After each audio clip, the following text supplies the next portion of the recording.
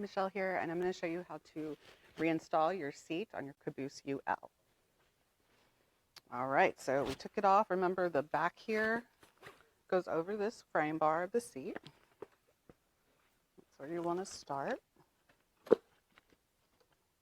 Then we're going to connect the Velcro tabs at the bottom, nice and tight.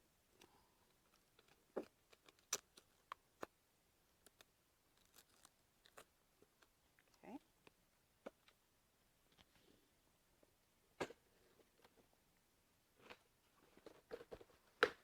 Then we've got this